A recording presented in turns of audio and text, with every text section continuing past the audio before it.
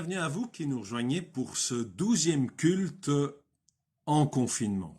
Et oui, malgré le déconfinement qui s'amorce un peu partout, il ne nous est malheureusement pas encore possible de reprendre nos cultes in situ.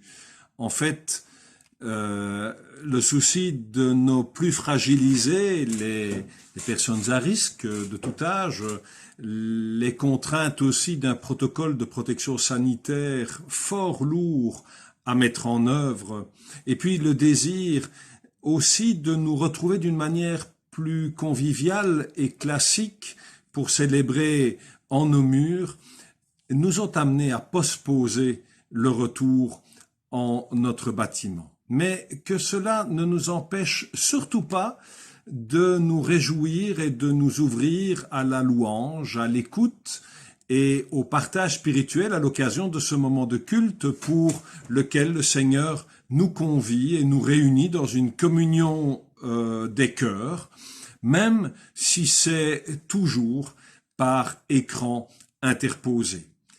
Que la joie de la rencontre avec Dieu, Père, Fils et Souffle Saint, soit donc pour chacun d'entre nous au cœur de ce moment privilégié et qu'elle nous achemine paisiblement vers cette sérénité dans la foi, l'espérance et l'amour qui est au-delà de toute attente.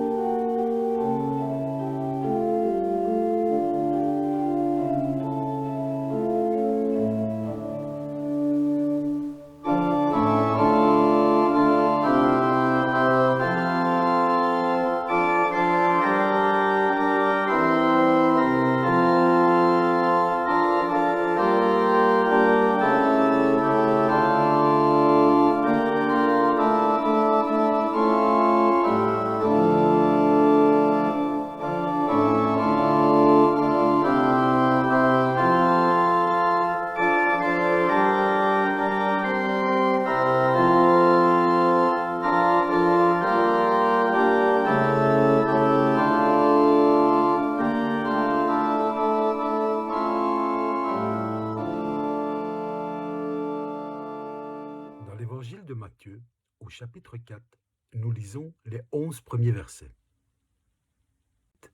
L'Esprit de Dieu conduisit Jésus dans le désert pour qu'il soit tenté par le diable. Après avoir passé 40 jours et 40 nuits sans manger, Jésus eut faim.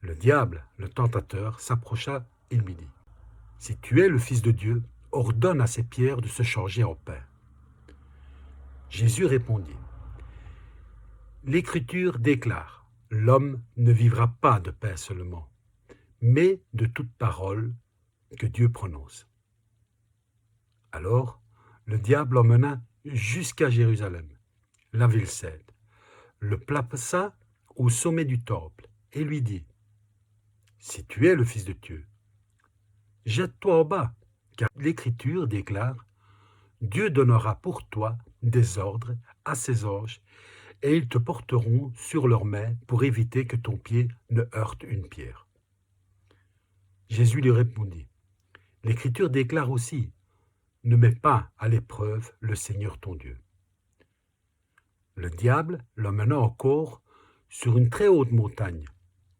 lui fit voir tous les royaumes du monde et leur splendeur, et il lui dit : « Je te donnerai tout cela, si tu te mets à genoux devant moi pour m'adorer. » Alors Jésus lui dit : « Va-t'en, Satan, car l'Écriture déclare : adore le Seigneur ton Dieu et ne rends de culte qu'à lui seul. » Cette fois, le diable le laissa.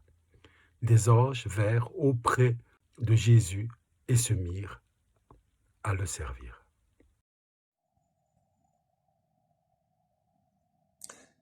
À situation particulière, choix de texte particulier. Vous vous demandez sans doute, mais qu'est-ce qui a bien pu lui passer par la tête pour choisir le récit de la tentation de Jésus pour ce énième culte en confinement?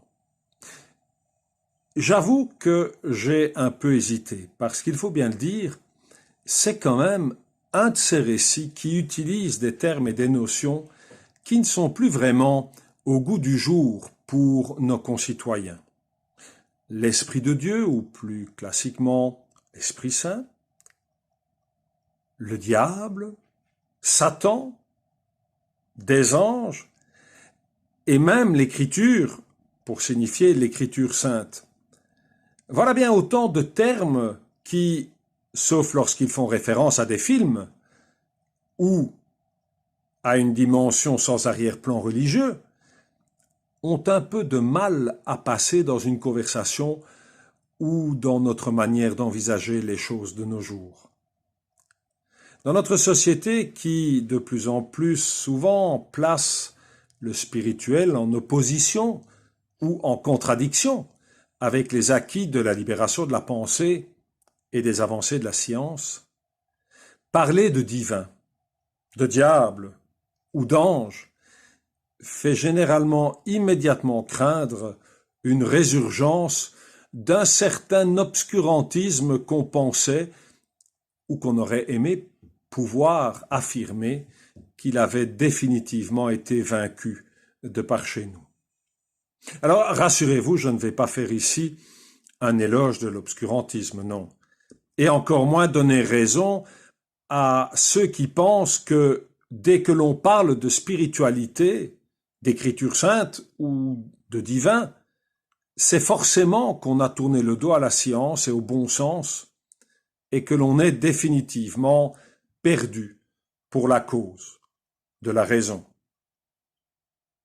Pour ma part, ce qui me paraît toujours pertinent et intéressant à rechercher derrière le texte biblique et les notions ou expressions qu'il renferme, ce sont les saveurs et la profondeur de sens qu'il renferme et qui viennent nous rejoindre au cœur de notre présent, au cœur de nos questionnements pour l'aujourd'hui de nos vies.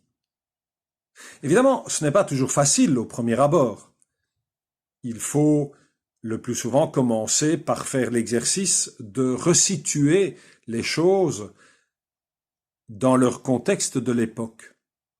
Ainsi, il faut se souvenir que, par exemple, lorsque l'on évoque le désert, comme le lieu où l'Esprit conduit Jésus, eh bien cela nous renvoie tout naturellement à l'événement de l'Exode où, selon la Bible, l'Esprit de Dieu conduisit le peuple hébreu au sortir de son état de servitude.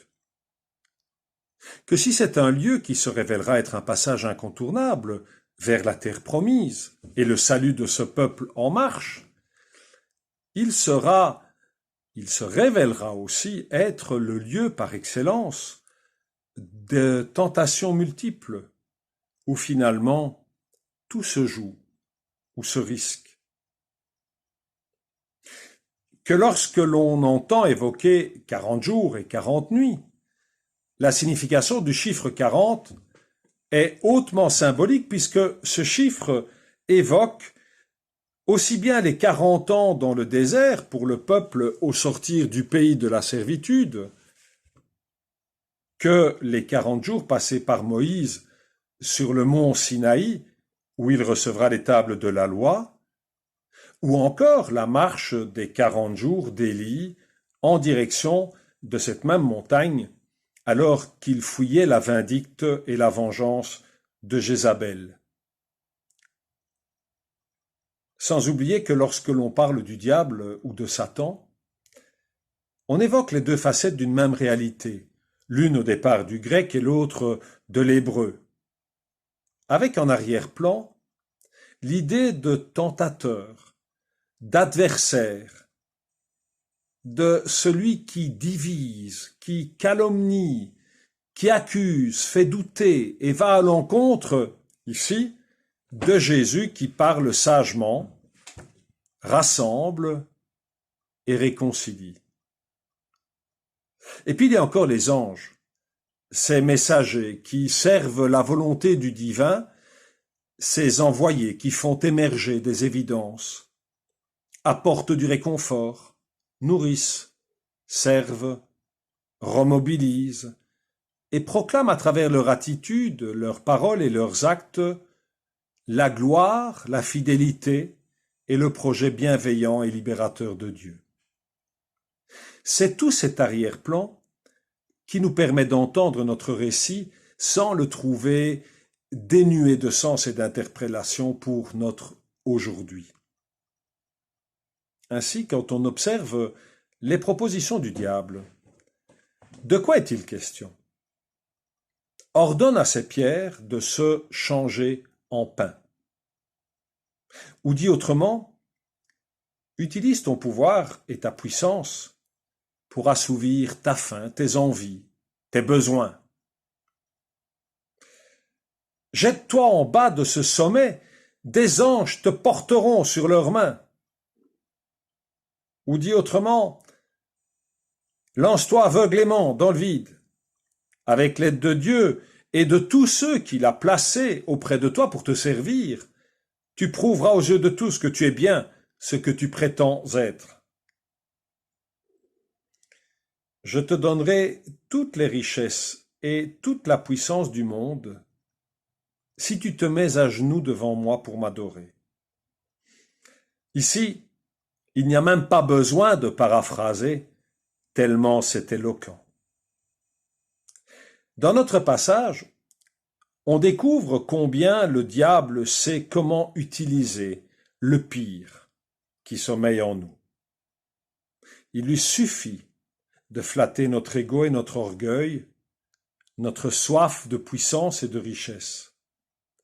Et pour arriver à ses fins, il connaît et va jusqu'à utiliser les textes les plus sacrés et les plus édifiants pour, en les dévoyant et les instrumentalisant, servir ses propres intérêts. Heureusement, notre récit nous révèle aussi que, face à ces tentations, attaques et perversions envers le message qui vivifie, libère et donne du sens à nos existences, Jésus connaît et nous indique une clé d'évaluation qui nous permettra toujours de mettre à nu et déjouer les intentions de l'adversaire. Et ça, cela me parle, même aujourd'hui. Par exemple, on a pu observer ces derniers temps et le voir de manière quasi ininterrompue dans les médias et les réseaux sociaux. Il est loin d'être en chômage technique, celui qui divise, qui calomnie, qui accuse, celui qui fait douter et va systématiquement à l'encontre de quiconque parle sagement, cherche à rassembler et à réconcilier. Et il est patent qu'ils sont nombreux ceux qui succombent aux tentations lancées par l'adversaire et le servent. Dans la même idée, si je pense à la période de confinement que nous venons d'affronter et que nous n'avons pas tout à fait quittée encore, comment ne pas faire de rapprochement avec ce temps au désert de notre récit, avec ce séjour confiné, avec ses perspectives salutaires et tourné vers un avenir libérateur, et on l'espère différent d'avant, mais aussi avec toutes les tentations vis-à-vis desquelles nous nous y découvrons, nous aussi, confrontés. Cela va depuis la manière dont il nous faut aborder le déconfinement et celle dont certains arrivent à se laisser convaincre que le danger du Covid-19 ne les concerne pas ou plus vraiment, qu'en réalité, eux ne risquent pas grand-chose, tout au plus un genre de grosse grippe, mais surtout pire, que c'est une affaire de vieux, de faibles, que la majorité a bien le droit de vivre, libre et comme elle l'entend, et que ceux qui ont peur ou sont faibles, eh bien, ils n'ont qu'à prendre des mesures de précaution personnelles et individuelles et rester chez eux. Quant aux autres, ils n'ont pas à se laisser restreindre plus longtemps.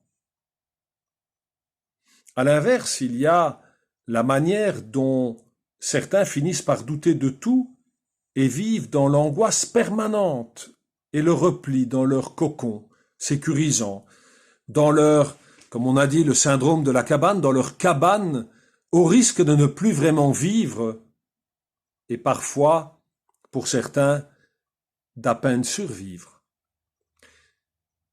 Il y a les spécialistes et, plus souvent encore, les politiciens, qui parfois semblent oublier qu'ils ne sont ni tout-puissants, ni omniscients, ni parfaits, au point de n'avoir aucun compte à rendre des résultats de leur choix. Il y a ces dirigeants de par le monde qui, manifestement plus omnubilés par leur ego et leur soif de pouvoir, de puissance et de richesse que par leur devoir, jouent à la roulette russe l'avenir d'une partie de leur population, voire de la population mondiale, pour mieux assouvir et conserver leur pouvoir, leur richesse, leur puissance. Il y a la manière dont on nous présente les sacro-saintes exigences économiques comme premier critère de déconfinement et de relance d'une vie dite normale, comme si vivre au quotidien, c'était avant tout devoir sacrifier à Mammon et au culte de l'économie de marché. Et il en va jusqu'à la manière dont tant de croyants et de religieux de par le monde se servent habilement, en langage biblique on aurait dit diaboliquement, des livres et enseignements sacrés pour ne faire in fine qu'assouvir leurs intérêts et leurs désirs. Mais face à tout cela, le modèle et le critère de discernement offert par Jésus ne se résume-t-il pas en 3 clés de lecture? La première, la nourriture de l'esprit, la nourriture spirituelle, est aussi importante que celle du corps. Ne l'oublie et ne t'y trompe jamais. La seconde, tu n'as rien à prouver. Et certainement pas en allant à l'encontre de tout ce que le bon sens et la raison t'inspirent. Mais vis, en confiance, ce que tu es appelé à être, humblement, sans chercher à paraître ou à te pousser en avant. Enfin, la troisième, passe toujours tes intentions et actions au tamis de l'humilité et de l'amour. Il t'indiquera la voie du service et de l'amour de ton prochain. Et il t'évitera de te laisser abuser. Car en définitive, si Dieu seul est Dieu, si lui seul mérite notre adoration, comme nous le rappelle Jésus, ce que l'on peut observer autour de nous, c'est surtout que la puissance, la richesse et le pouvoir sont des idoles toujours bien tentantes et vis-à-vis desquelles nombreux se brûlent et se brûleront encore les ailes.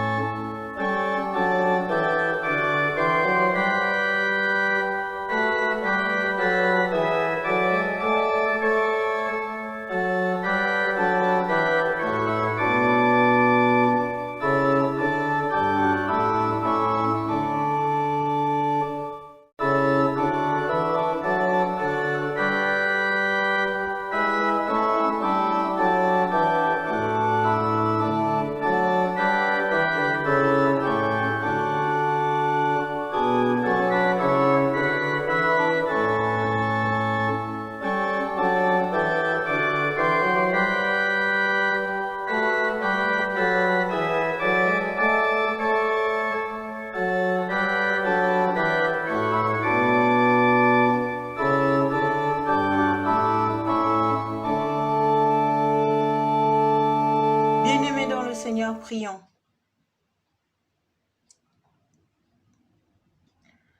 Notre Père qui es aux cieux, que ton nom soit sanctifié. Parce que tu es celui qui est, tu es, je suis. La Bible nous dit que tout ce qui respire loue l'Éternel. Nous te louons de toutes nos forces pour tous tes hauts faits. Tu nous as protégés. Tu nous as guéris de cette pandémie de coronavirus. Tu nous as donné la force et de l'espérance pendant cette période. Sois loué encore une fois pour ton immense grandeur, puisque tu es le consolateur. Continue à consoler les familles qui sont éprouvées par la puissance du Saint-Esprit.